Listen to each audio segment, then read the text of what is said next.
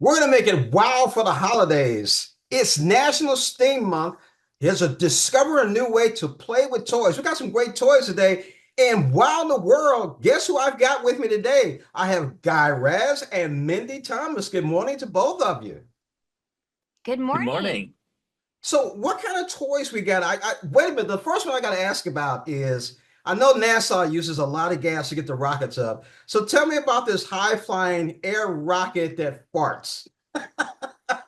Oh yeah, we came up with a new version of the Stomp Rocket, which might have been a toy that you played with it as a kid, even. Only we had the idea to make it toot when you stomp. So we say stomp. What do we say, Guy Raz? Stomp, launch, and let her rip. Wow. Guy, tell us about some of the other toys that are out there.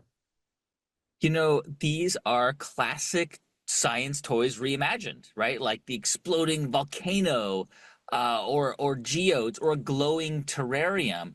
Toys that a lot of people will be familiar with, but in a new reimagined way. And in each case, we really get kids to understand and get psyched about the science behind these toys. And in every kit, there are these really cool QR codes that take you to secret audio, and messages and fun facts from me and Mindy. So it's just a really cool way to engage with science, but with these really fun, reusable scientific experiments. You know what, Mindy? I got to tease you a little bit, you and Guy. Here in St. Louis, in the startup community, there is a place called T-Rex. So let's talk about the jumbo T-Rex and the Dino Dig diorama.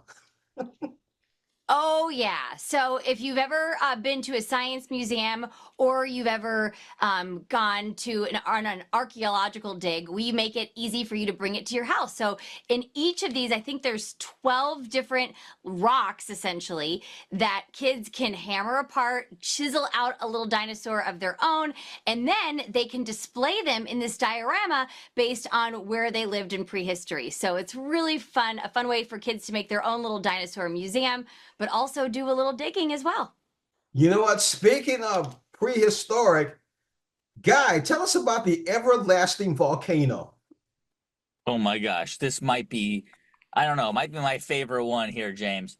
But this is so cool, right? Remember when you were a kid and you'd get like baking soda and vinegar and red dye, and sometimes you'd even build like a paper mache volcano. This completely reimagines it, and it is an incredible, amazing exploding volcano full of some really fun surprises inside. Like I don't know if I should tell you, but some really cool balls that jump out of this thing.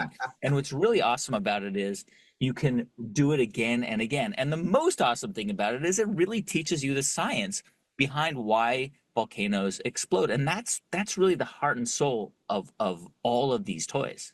Speaking of And one of my Hartsel, favorite parts of these toys is that once you're done playing with them the way that we've created them, we give little suggestions on ways to take it even further so that kids can play with them by experimenting with the toy themselves. So they could add new things, they could try these toys in different ways. There are endless ways to play with them, and I think that's one of my favorite parts of these toys.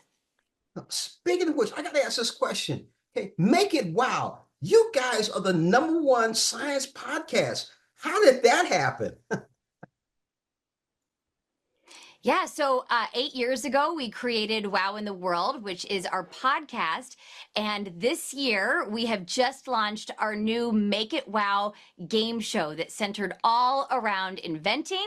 And so we're going to be in New York coming up next weekend, and then more cities throughout 2025 where we have these teams of kids on stage inventing live before an audience. It's sort of one of those reality competition shows, but also friendly and very, very bonker balls, as we like to say. And James, I think the reason why it happened is because kids actually love science. And the cool thing about Wow in the World is that we make it really fun. It's not, a bunch of just experiments or a lecture. It's like a cartoon. It's a story. Every episode is a cartoon, and most kids don't even realize that they're learning these really serious and important scientific concepts.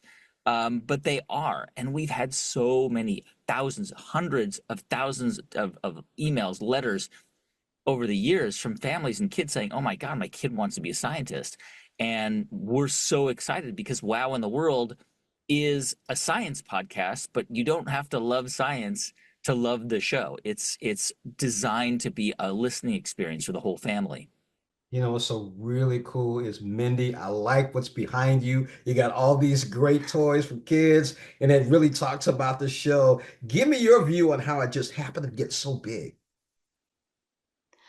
I think that we can relate to kids. I think that we're in touch with who we were as a kid. I know that when I was a kid, the way science was taught to me in school wasn't super interesting. I didn't see how it applied to my life. So I wanted to make sure that we were creating a show that was for all kids, both the kids who love science and the ones who might think that they don't, and to show them that science is really fun, that scientists think the way that they do, that scientists make lots of mistakes and they're not afraid to do the crazy things to get answers that usually lead to new questions.